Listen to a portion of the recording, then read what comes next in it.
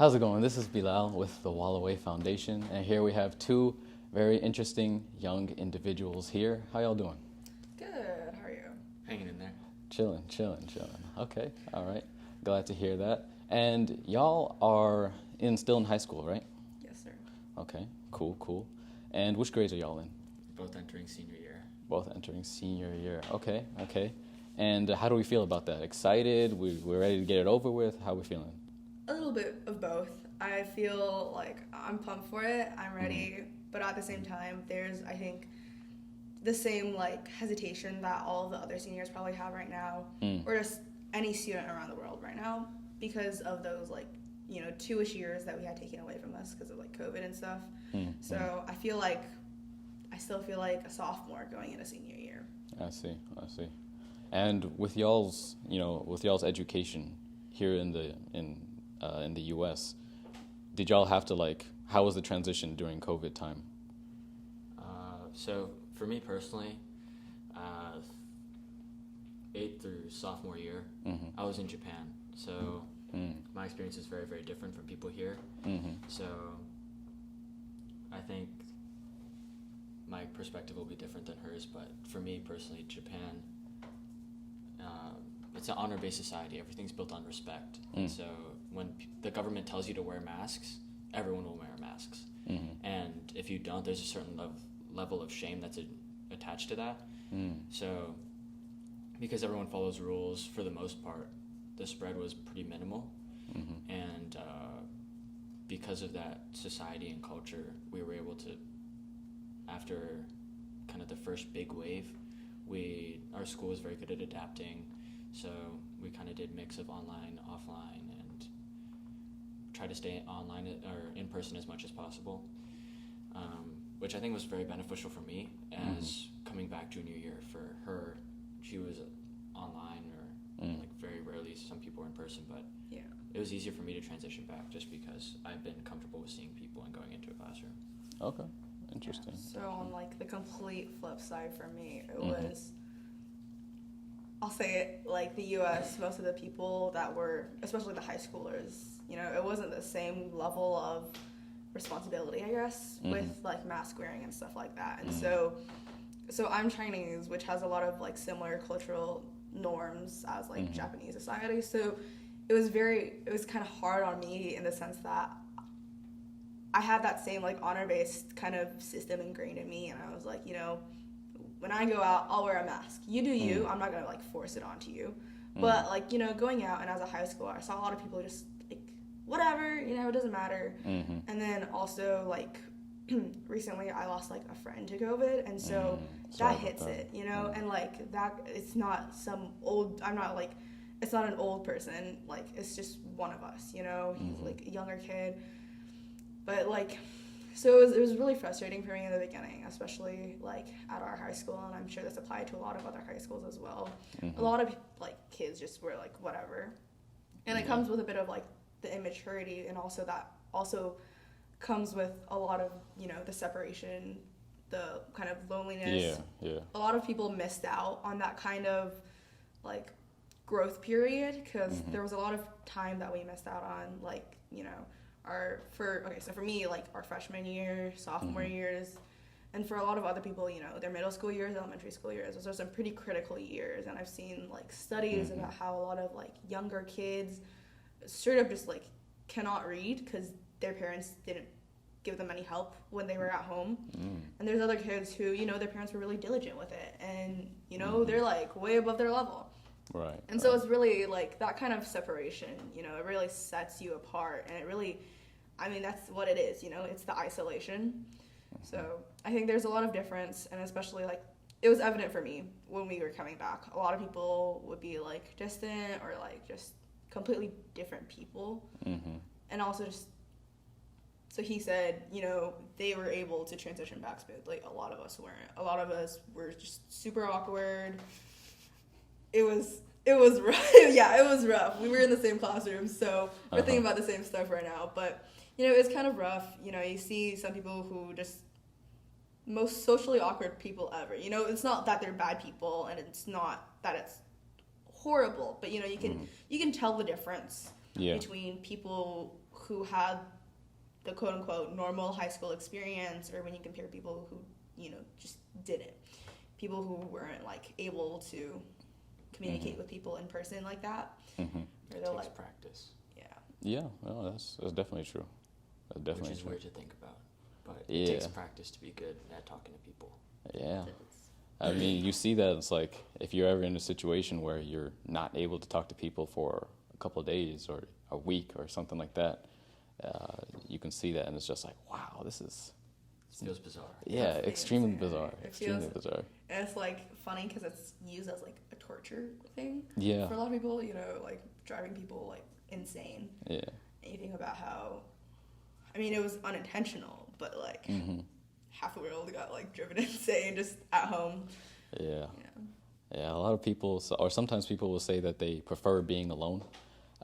But then, if you're forced into that situation, as you said, like as a torture method or something like that, then you really figure out that humans, there's different levels for all of us because we're all different, but we're not meant to be alone. We're social creatures. Yeah. We're not as, it's not like chatterbox, like all the time. No, but we are social creatures. We do need that human aspect. We do need companionship.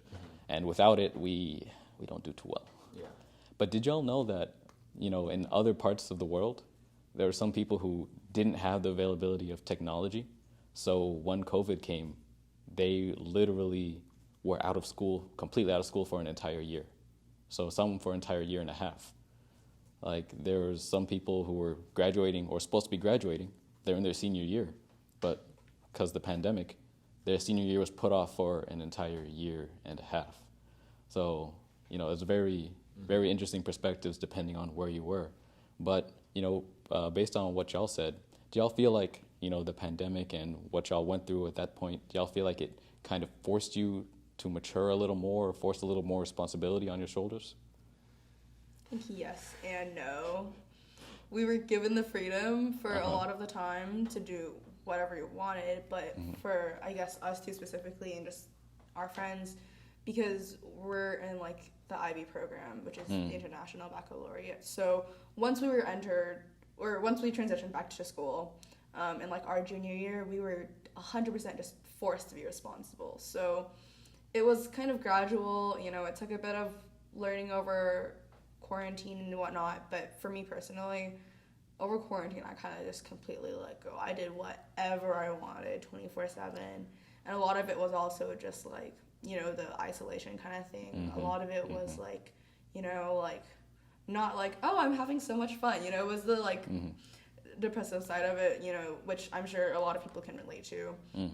But, like, it's completely different. So, like, especially school online versus school in person. School online, I guarantee you, 99 or even more % of people, or, like, students, I'm sure, like, even people at working from home, weren't paying attention. Most people were doing something else.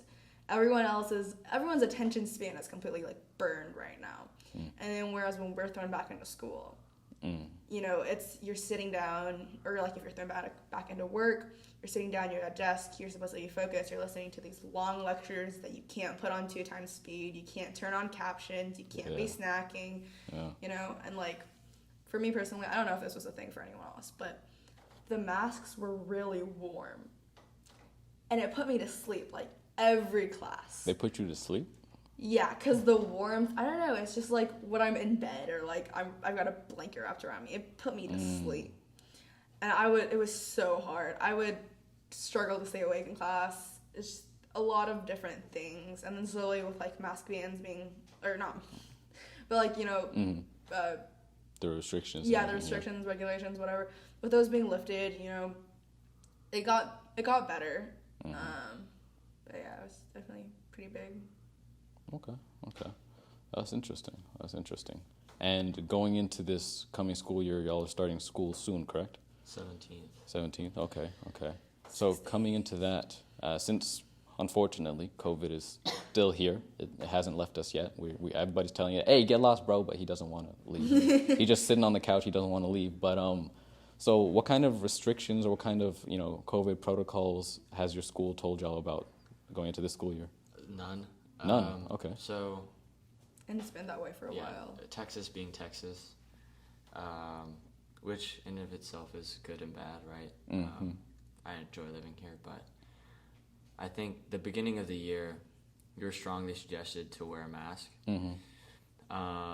Unless your parents wrote an email about how they felt it was an infraction upon their child's rights or some medical reasoning or whatever. But I think probably about a month in, no one was wearing it. And it's really difficult to enforce it because we go to a massive high school. Mm-hmm. So we have a freshman center, 1,000 kids. So the main high school is like 3,000 people. And just with the staff trying to police all of that, I don't think it would have been worth it for anybody. I think students would have just gotten frustrated, and same as teachers, and then admin would have gotten a bunch of angry emails from parents. Yeah. I agree. It was actually really funny. I guess not funny.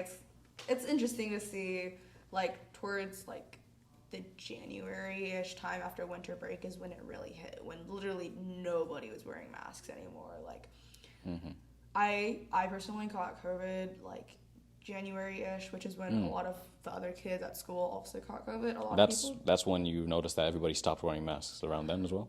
I noticed it a little bit earlier, but it became really apparent at that time, especially just after everyone's traveling. No one cared. You know, they were like, oh, we went on vacation. We didn't wear masks then. Complete, like, just whatever. I don't care anymore. Mm-hmm. And so it's like, it was weird seeing that. And then, like, I got home, I got tested. People around us were getting tested. They were testing positive. But there are some people who, like, didn't care because with the regulations, some people, like, you could have COVID and just show up to school anyways. Wait, you could have COVID and show up to school? Right. As long as it was, like, something along the lines of, like, if you had, I don't know, if you had a mask on, or if, like, it had been, like, 3 days or something since you had symptoms. It was something like that. It was 3 days if you didn't have symptoms. Yeah. Oh, I see. So, like, let's say you test positive. Right. And then your symptoms start disappearing, but it hasn't been 2 weeks yet. Right. So they followed what, like, the CDC said at the time, and it was, like, you're not transmissive or whatever. Yeah, the weirdest thing, though, was even if someone within your family tests positive, you still can go to school. So That's interesting. That's something I didn't know. Well, it's hard to track that anyway. A lot of people were just... Well, that's what I was saying. I wasn't saying necessarily that the rules were that way, but a lot of people were just showing up, like that. And so, like, I don't know, like, the way I put it, after I got COVID and I got home, I was like, hey, Mom, I have COVID now. She was like, what were you doing? And I was like, with how many people are unmasked at school, how many people are probably have COVID or don't know or asymptomatic or whatever, you could walk down the hallway at our school unmasked or even masked, and you would probably get COVID at some point. Yeah. And you may know, like, you may have symptoms, you may not, and even then, it's not entirely their fault. It's also, like, you wouldn't know either. If you're asymptomatic, you're asymptomatic, you know? And I heard recently about, like, how COVID cases recently, like, or not recently, but, like, in general, like, the total number could be a lot higher than everyone even really thinks it is, especially because so many people were, like, asymptomatic. Yeah. And some people were just, they had it, didn't get tested, or didn't know, and so, yeah. Yeah. That's it's interesting. That's insightful, because with my personal experience, I was already, out of school when COVID hit and everything. Like, I was still taking some college classes, but I like online classes, so I wasn't going anywhere or doing anything. So I didn't get to experience the whole thing that, people went through, people who were still in school, going to classes on a daily basis. So that's interesting to know, interesting to see. But okay. Good to know. Hopefully y'all aren't feeling a little itchy in your throats or anything like that. I know you were traveling recently. Yeah, I'm fine. You might want to get yourself a little. But okay, all right. Let's move on to bigger and better things. School in general. You want to 180? Let's go back. Huh? What about why? Not school? Yeah, let's turn back to that. Go back. But, well, speaking of school, so let's say, what would y'all say are your favorite subjects? None? Yeah. Okay, interesting. Okay, that comes with a caveat. So transitioning from school in Japan. So I went to an international school. Okay. It was IB program all the way. So from K through 12, it was all built up towards getting your diploma. Mm-hmm. So it was a pretty linear progression. So the way IB grades things is there are criterion A, B, C, and D, and that's pretty much how you do all your projects. Mm. So A essentially is a research portion or a learning portion if you're doing it for math. Then B is planning, and then so for math that'd be skills. And so planning out your project, Mm-hmm. putting steps in place to execute what your criterion C or product will be. And then off of that, what I got really good at, but it's also something that I really think is very important that people or the American system doesn't do very well, is reflecting. Mm. What went well, what went wrong, and just writing that out and being able to get feedback from other people to kind of spill that out makes you a better learner for the future, but then also you can apply it to the rest of your life. Yeah, definitely. So I had a lot of classes that I wanted to do there, but that weren't available to me because of schedule restrictions, my credits and transfer, whatnot.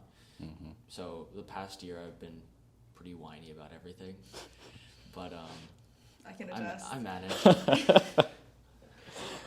My grades didn't suck though, which was That's good. That's good. was the most important part because I got to apply for college now. So Happy for you. Happy for you. You excited to apply for college? yeah, the stress is built up right now, but the moment you submit all those applications, I think it's all up to them now. The moment when you submit it, or the moment when you get accepted? I'm pretty confident that I'll get it to at least one school, so just getting that out the way is... Okay, that's good. That's good. Praying for you. Praying for you. I don't know if you want to talk on this, but it also is better because he knows what he wants to do, which is very different from what a lot of people, like in our grade or even around our age, know. Like, I know it's like a totally normal thing. You know, there's people who are like, oh yeah, I know exactly what I want to do, and there's people who change their major 5 times in the first semester, you know, and like both are perfectly okay and just totally normal. But I do think there's like, it's fortunate for him. He has that kind of calm because he knows what he's doing. He knows what he wants to do, which I think is really cool. And what was it you wanted to do again? So I want to do kinesiology, and then based off of labs... Can you flex for the camera real quick? No. He's got it. He's got it. So I want to do kinesiology, and then based off of labs, hopefully go into sports med, exercise science, or maybe athletic training. Okay. And then even from there, I've like to work with athletes, which is, I guess, what I enjoy most right now. I don't know what it'll be in the future, but in my mind, something that would be a really cool opportunity would maybe work with European sports teams. So maybe like a soccer, football club in Europe, being able to learn a new language, a culture, but then also travel with world-class athletes. I think that'd be really cool. That's pretty awesome. That's what I'm talking about. How many kids our age, can but tell you their entire life plan you're like trying that. I think, like, this platform or the whole college application process allows you to do stuff like that, but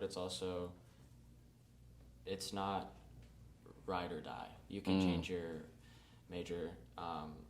In Japan, my counselors, they were very good about talking to each of us because our grade was so tiny. Our class, and they literally wrote out all the professions they did before becoming a counselor.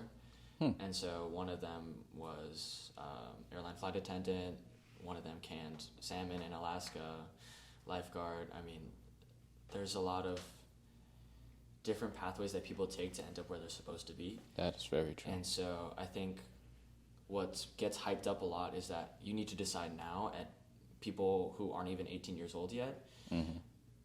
They feel so much pressure to do or to go into something that they feel that they have to be good at or have to succeed in when, I mean, it doesn't really matter. Okay. And just because you mentioned that, little quiz question for y'all. Can y'all guess what I majored in college? Just off of, what we've discussed so far. Poli-sci. I don't even know what that is. I don't even know what that is. Okay, never mind. Well, you're going a different direction here then. I have no clue. Arts. That's the same. I do that's like the same poetry. word. I do write poetry. I do I did do make some spoken word. skits every now and then. Yeah. It's some Hint. very interesting creative stuff. Can we get a hint? A hint? It does have to do with science. Bio. That's so broad. Bio is broad. It wasn't biology, but it was close. I majored in wildlife conservation. Oh, okay. I did. Yeah. Okay. Yeah. I So can connect with that. you know, it's very interesting that you said that, because I was just thinking to myself as you were mentioning that, just like, you know, the jobs that I've worked and the jobs that I'm working right now, it's very different than what I always thought I wanted to be when I was younger, and even when I was planning out my career, what I wanted to be and where I am now. It's very different. But at the same time, it's not necessarily a bad thing, because you could discover a lot of things during the journey, and you find out like, wow, this is something that I'm really interested in, something that I really enjoy. And this provides me with the opportunities and the ability to do things that I also enjoy. So you have to take in mind a lot of different factors into consideration. And I think that's something that our school system here in the U.S. doesn't really help us with too much. Yeah, there's a lot of flaws. But Yeah, we got a lot of work to do. We got a lot of work to do. But so that's actually a nice little caveat. We never really got to hear about your favorite subject. it's math. Yeah, and the most cliche thing ever. but, There's like, nothing wrong with that. You know, similar to what you were saying earlier, I was also gonna like pop in about it. It's interesting to see how your interests change, or how you think they change. So for me personally, when I was growing up, I was all, or when I'm still growing up, but you know, when I was younger, you know, like I don't know, when I was like a toddler, early elementary school, I was all about the arts, you know, and then as I grew a little bit more, you know, late elementary school, early middle school area, it was like, you know, man, I love reading, I love English, I love history, all that stuff. And then I started hitting like later middle school, early high school. I was like, you know, there's a lot of stuff I can debate in English and stuff, and none She of the likes answers to are talk. straightforward. Okay. If you couldn't tell, she loves talking. But you know, I realized what I liked about that was more the logical stuff. So, you know, I started transitioning more towards like, you know, I love the math and sciences. You know, I was always good at them. But it was like, I wouldn't reach for them, you know, or like, but then I slowly realized, you know, I always liked puzzles. I liked, you know, certain kinds of like, little, like, I don't know, Sudoku, stuff like that. And that's when it really clicked for me right now was like, it's not necessarily like I really like math or science or, you know, English, and it's back to the American education system. It's very narrow for us, you know. It's set out, there are 4 things you do every single day: math, social studies, English, English and science, right? And like it never really clicked for me that it wasn't just those things that I'm limited to. And I'm realizing now, you know, I always visioned like my future, my career, something STEM related, you know. It'd be interesting. But then like now, as I'm leaning more towards, you know, business, and just I can work around and do kind of anything I want in like business fields, I'm realizing more it wasn't math and science. It was that kind of specific, like organized, logical kind of, you know, thinking, that kind of problem solving that I was, you know, that I liked more, rather than, you know, just straight up like, man, I love math, I'm gonna go study calculus for the rest of my life. Who needs calculus? Do you use calculus in everyday life? I never even took Cal.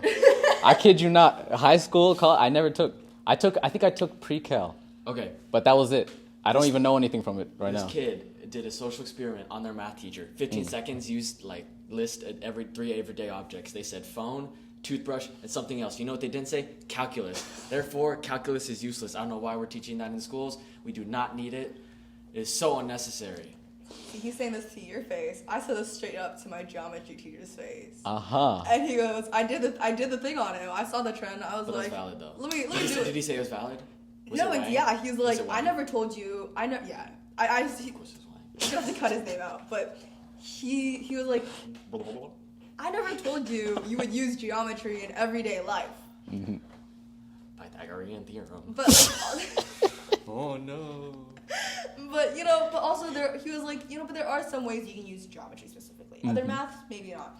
But he was like, you know, when you see all my Instagram posts, all my photos I take, don't say Instagram posts. You're gonna have to cut that out because that's gonna be weird. But he's like, you know, all those photos I take, all the photos on my walls, you know, I use, like, 2/3 rule. Anyone who knows photography knows that kind of stuff. The rule of thirds, all that kind of stuff. So, like, framing and stuff. He's going to give me crap about this later, but... Yeah, I see it in his face. He's gearing up for it. But, yeah. I think... If you couldn't tell, I hate math. I had an idea. Yeah. I've never been good at math. Uh-huh. Like, I didn't learn long division until middle school. Really? Yeah. You want to talk about triangles? I still know what a triangle is. Hey, no, let's keep going. No, I'm sorry. Like, what do you mean? What do you mean? All right, so essentially what she's going to give me crap about is that how, through my incredible persuasion skills, convinced my teacher that a triangle with the two shortest sides adding up to the longest side, that makes a line segment, right? Because if you think about it, if you have an 8 and a 2, the longest side's a 10, it's 10 and 10, so it's a line segment. Okay, yeah. But I convinced my teacher that it was actually a triangle. I don't know how I did it, but she got so mad. You convinced your teacher that a line segment was a triangle? Yes. I don't think she was paying attention. She wasn't paying attention. She was so done with him at that point, because my grades are really bad. But she did say yes. She said yes. That's the most important thing. No, but she like said you yes, can tell. and then she got so mad.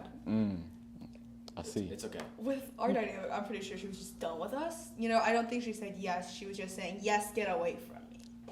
I see. I see. We argue like siblings ever since middle school. Every single class. You can ask all of our teachers, yeah. They get concerned because they think I bully her. I thought it was the other way around.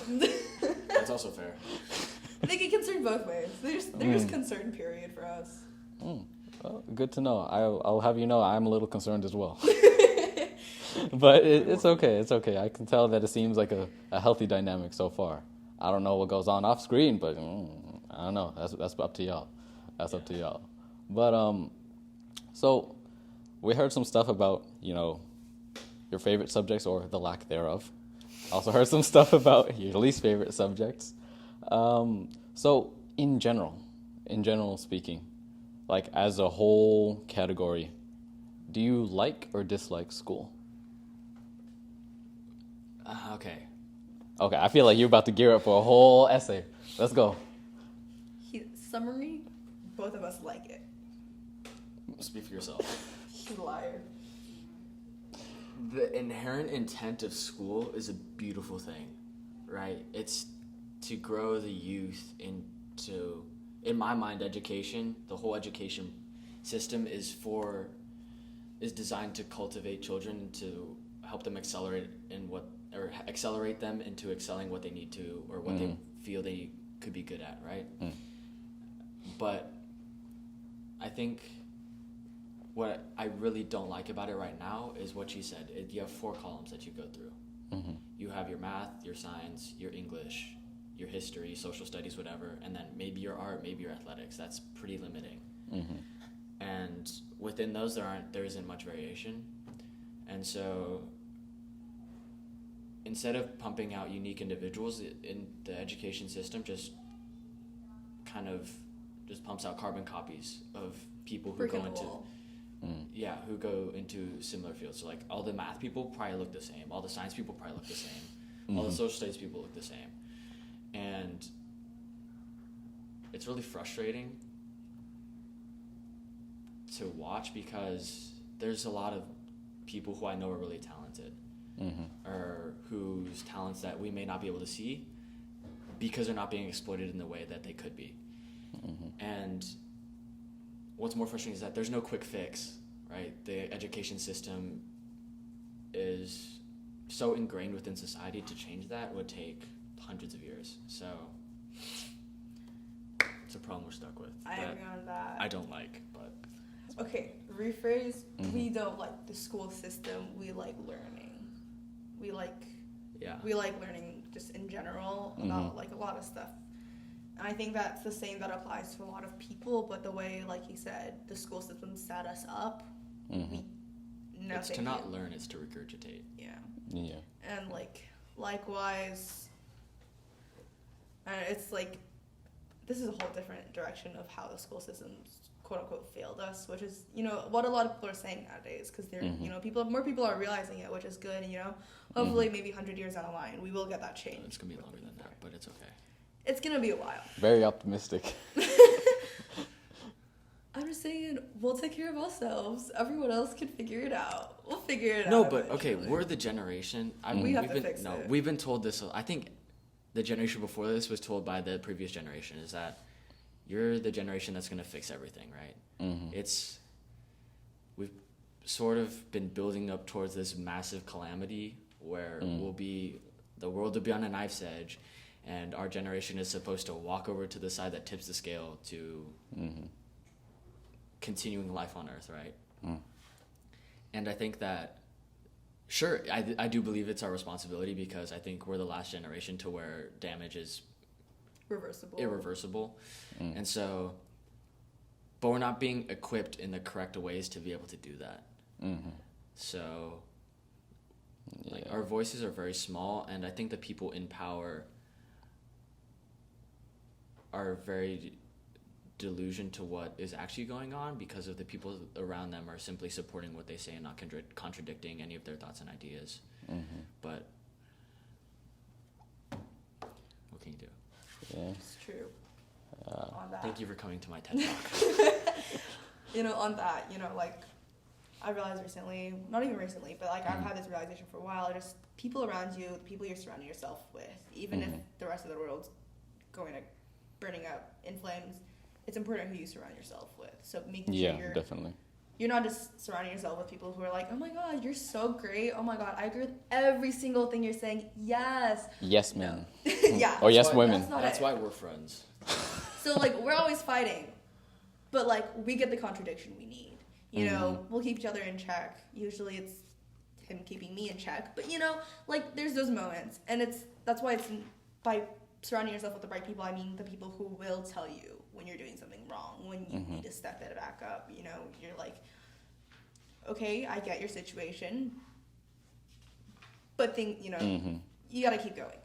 And it's important. It's people with the right kind of like, not necessarily right, but the same kind of mindset, that kind of healthy growth mindset, and it keeps you in check. It keeps you sane, and I mean, really, that's just it keeps the world going. And I think that's the same for a lot of people, and I think that's what makes like good friendships, good any kind of relationship. That's how it balances out properly, and it's just really healthy.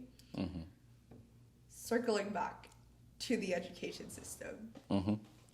How do we get here? Who knows? You put two ADHD people together, who knows where we're going?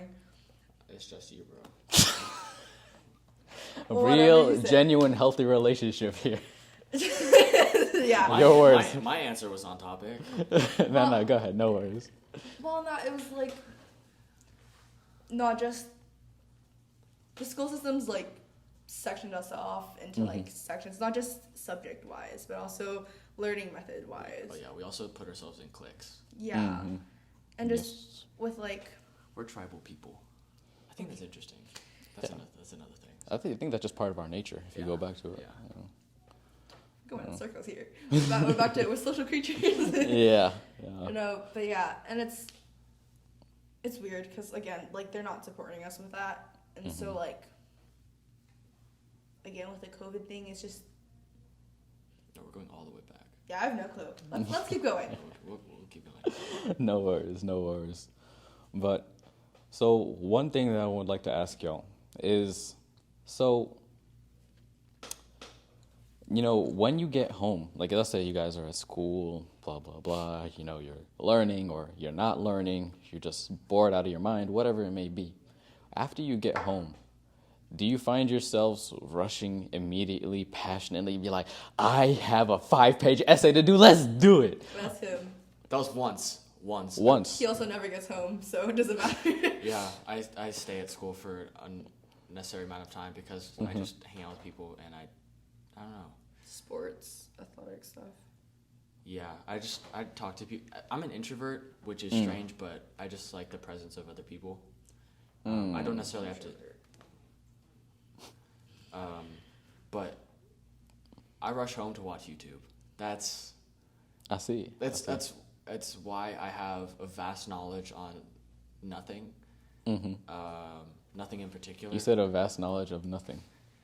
He's not watching nonsense. He's not watching like typical stuff though. I'm not gonna watch Bozeman Science. No, he's straight up watching like he'll do this in school too. Food videos, history videos, anything you can think of. The most weird. That's probably the ADHD part. He's watching all the sports. He sends me clips. Oh yeah, dude, look at this guy. He can lift so much. Thanks, I appreciate that. You know, it's fine. But I think it's weird because it allows me to talk to a lot of different people because I've seen clips, I've seen similar things that they may like or enjoy that I may have temporarily or viewed for a short time. But going back to the essay thing, I did write a 17-page paper, 14 pages. It's like, how many words? 11,000 on slavery, just to say it's bad. But that was the only essay that I went try hard on. I don't know about the only. That was the only essay I went try hard on. You would try hard on a lot of stuff. Maybe the only essay. Here's the contrast. I finished that paper the night it was due, 5 pages bare minimum, and I submitted it. What'd you get? We're not talking about that. I passed. I would like to say we're contrasting, but I passed. Okay. Gotcha. It's a bad class to talk about. Let's talk about math. Let's talk about, let's... Straight A's in math. I got straight A's in math, so you can sit down. No, I mean, you can say math. Again, though. No, it's all good. Right. But like with math then, have you ever found yourself just like excited to do your assignments or work on a project or something like that? I'm going to judge you so hard. I don't know about like assignments, but I will do math problems for fun sometimes when I'm really bored. Or just as a reset to remind myself I can do something, you know? I'll have like elementary level workbooks. That's fair. That's why I go to the gym. It's not to better myself. I know I can do 3 + 8. You know, it's just to like remind. It's like a. I don't know, it's a relaxing thing. It's, I know how to do this. I don't have to think about it. I can do 2 × 6 while I'm asleep. 13. So it's interesting to hear that you find simple math therapeutic. Like, as we're all different individuals, but as he says, he's very opposed to math. Yeah. And that gives me stress. Yeah, no, I can relate to that. But it's funny because sometimes you're very opposed to these things and you say, I don't enjoy it, I really don't like it, whatever. And then you end up actually being kind of good at it. Like, you can still do it, you can explain it to people, you understand it, but then sometimes you just have this thing built up in here that tells you, like, this is really something that I dislike. I think part of that for some people is, this is too easy. I can do this in my sleep. I don't want to think about that. Give me something else to play with is like something that happens too. I just think for some people it's like, I can do it. Let's move on. What else can I do? It's part of that like want to do something better. Okay. I don't know, weird, twisted kind of inspiration, motivation kind of thing, I think. Yeah. Yeah, we each have our own individual motivating factors, and they're different for each one of us, depending on who we are, what we've experienced. But that's what makes us humans. It would be a lot more boring if we were all carbon copies, as you said. And, so moving away from these explicit academic aspect of school. So this is a question that you guys may or may not have an answer to. But with your experience throughout your entire school, right, all the years that you've been in school, have you ever found yourself feeling that you could completely and totally trust one of your teachers? And is this not something like specifically academic, like oh, I have trouble with this math problem? No. Like, this is like with a non-academic issue, a personal issue, like something that you're personally going through, like you're on the verge of a breakdown and the first person you want to confide in, my teacher. Okay, so go ahead and talk to us about that. No, yeah. So I have a very open personality. I'm very naturally extroverted. And part of that was also like, wow, who would have thought, what a shocker. But, like throughout quarantine also, a lot of people were like shut away, and the same thing happened to me for a long time. But I became friends with this person who's like 2 years older than me. I became friends with another person that was 2 years older than me, and then that other person, I got introduced to a friend group that was not significantly, it's not weird or anything, but I just had a group of friends that were older than me, and it helped a lot with me personally, like maturing. And I don't want to say this makes me better than, it doesn't make me better than others, but I was thanks. That's that genuine relationship coming back. I was given like a helping hand in being able to like talk to people. So I trust people, I can confide in people, and it also helps because a lot of these people in the friend group also went through the IB program, which we're studying in right now. And so I already knew a lot about the teachers going in. I felt very comfortable. I mean, I even met one of the teachers virtually before before my sophomore year even ended. Who is? Brock. Oh. So he's our IB coordinator at our school, and he's also our senior year history teacher. We're back on track. Yeah. No, but I was able to start getting to know these people. I was preparing myself mentally already, and then I get to school, and like a lot of people with kids, or a lot of kids with teachers, they feel very distant. They're like, oh, sir, miss, ma'am, all that kind of things. She calling me out right now.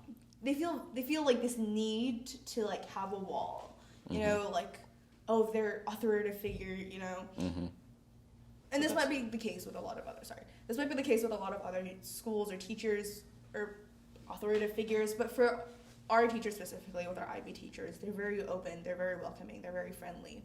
And so what I found is, like, to be honest, I treat these teachers more as my friends, and that helps me learn.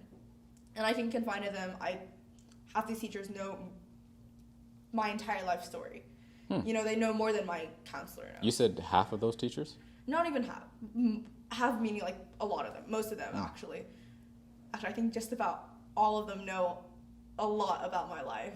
And it's not in a bad way. Some people might see it as a bad thing, but for me, I feel very comfortable. I like sharing with my teachers. I like hearing about their lives too, and it's a way for me to connect with them. And it helps make me feel like with that safer feeling, that safer environment kind of thing. It lets me learn better. It lets me absorb things better. And if I need anything, I feel very comfortable asking them. It lets her leverage them for college for recommendation letters. Having a good relationship with the teacher will do that for you. But it's something that I commend her for. No, but it's something that I can never do, but yeah. For some people, it's genuinely just, oh yeah, I'm doing this so my teachers like me enough for college apps. But for me, it's like genuine on my part. Sure. Okay. It is. But yeah. But with some of the teachers also, like, one main thing I noticed with this kind of topic is I have one teacher who would be in class, like in his classroom every day at like 7 a.m. every day. Our school starts at 8:50. So you could totally walk in anytime you want. No one's getting none of the students are really getting to school at 7. But once you get there, you can just walk in. No one walks in. I would show up to class at 8:45, and I would be the first one inside, like the first student inside his door. And we talked about this like in depth, because there's that feeling. It's not just him. He's like the normal one here, because most students feel that way. Most students are like, I'm never the first one in the classroom. Right, they need something. And I can't be first, it's weird. There's also that thing with like people not turning in their tests first. I don't care. I'll turn it in. I don't feel like, test, maybe I'll turn it in. I'll wait for someone else to turn it in the test. But with like teachers or going up to grade them, I will not hesitate to be first. I'm very comfortable with that. I feel very okay with my teachers, and it's not that our teachers aren't safe people, or specifically our teachers. I definitely agree. I'm very fortunate that our teachers are such great people.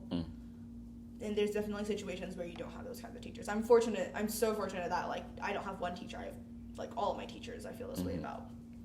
But there's also that awkwardness that some people, they kind of put there themselves. It's not necessarily naturally there. The kids are just like, I don't want to talk to you. I'm not going to tell you any of my business. I don't know. I've been this way for a really long time, so I really don't see a problem talking to my teachers. I don't see a problem talking to like staff or anyone. I feel very comfortable.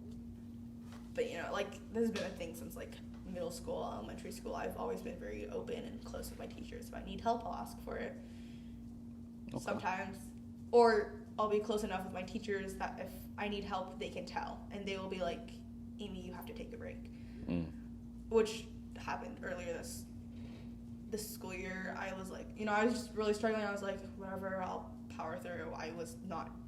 It was really rough time. I had a lot of stuff going on, but multiple teachers stepped in and was like, Amy, take a break.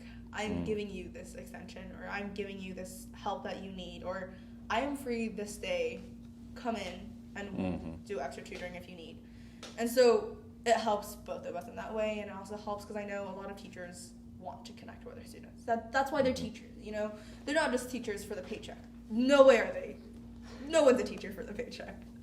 But they're there because they want to help students. And it's awkward for teachers because sometimes they struggle to connect with their students, and they're like, well, what does lit mean? Yeah, not worth any of this, I guess also personally, like, my mom's a teacher, so that makes it a little easier for me to connect with teachers because I just naturally feel safe around that kind of stuff. But why do they say yeet?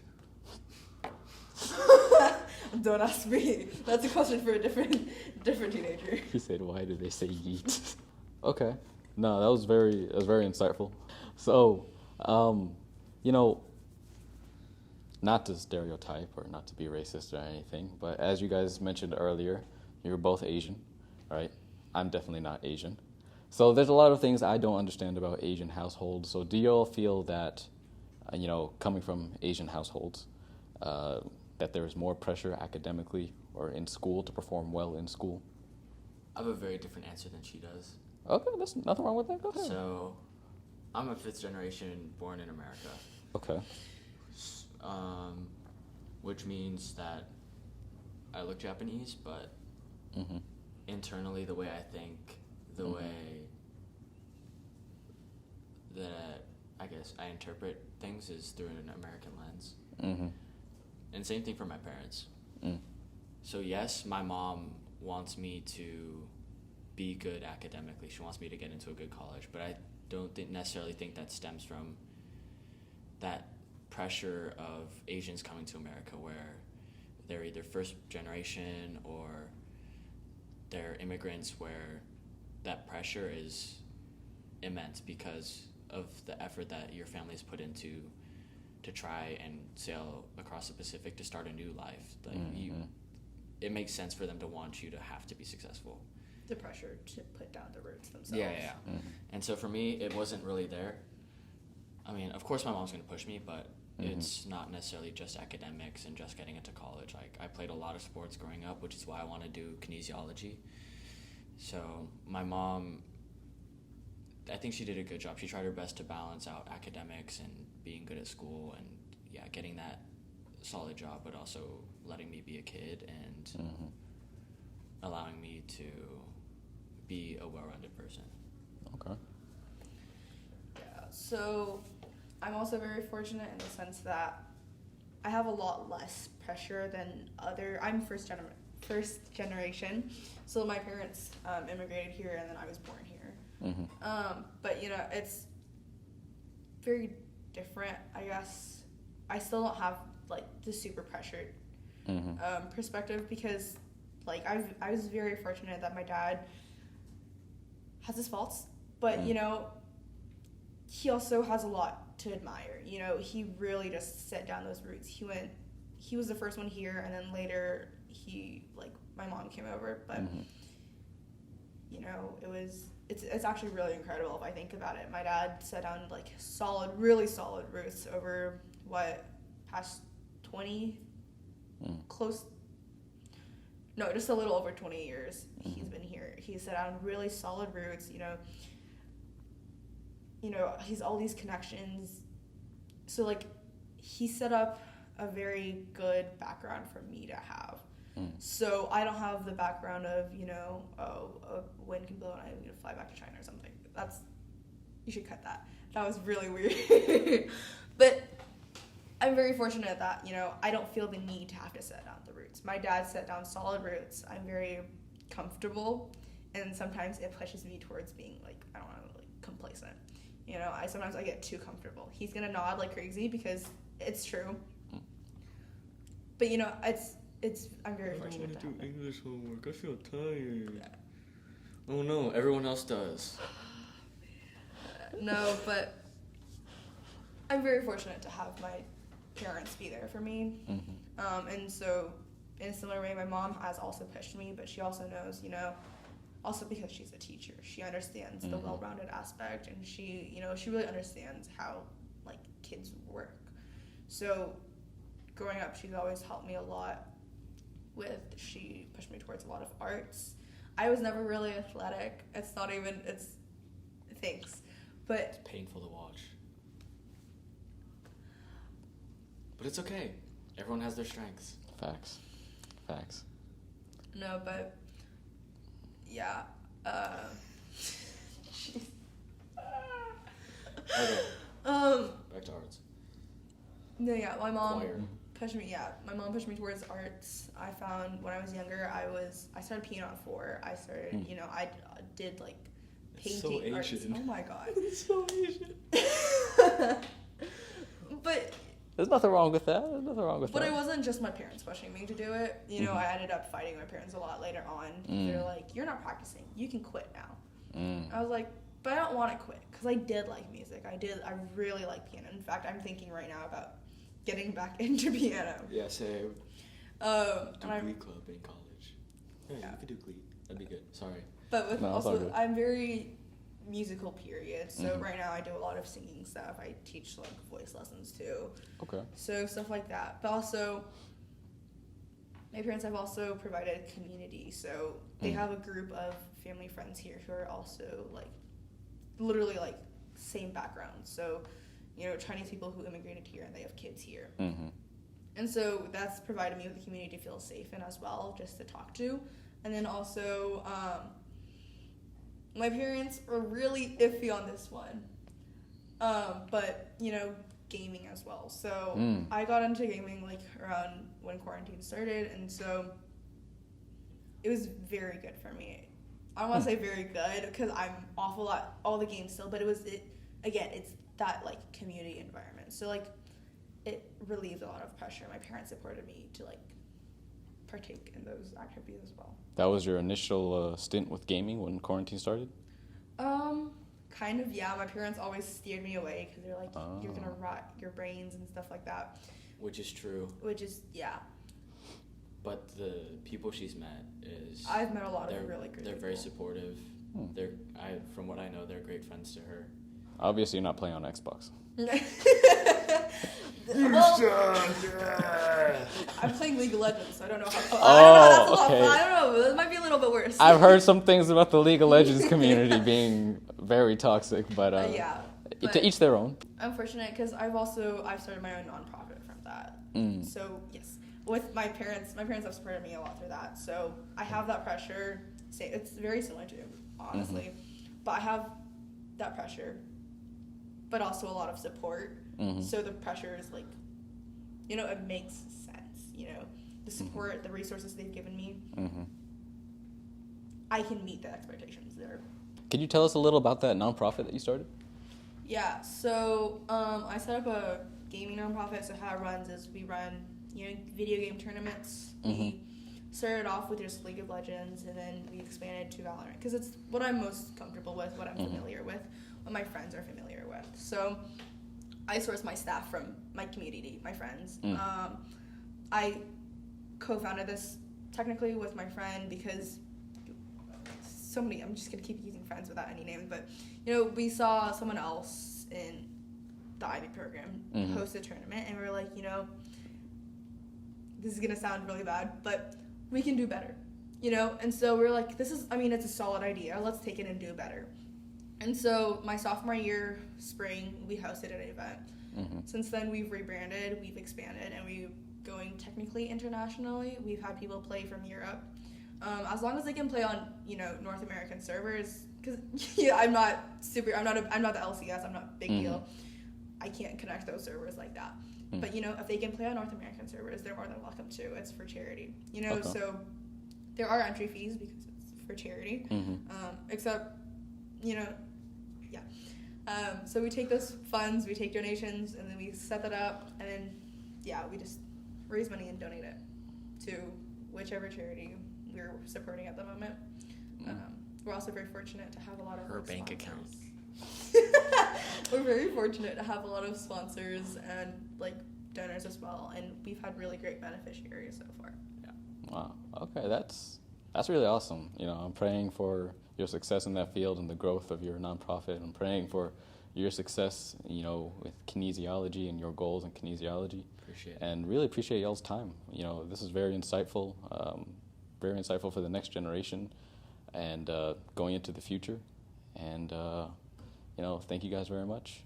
And hopefully nothing went wrong with this. Y'all weren't just why is he asking me all these dumb questions? What's wrong with this dude? Why didn't you shut up? That's probably what was going on most of the time. But thank you guys next time. Thank you guys, and hope to see y'all again in the future. Thanks for tuning in to The Next Generation.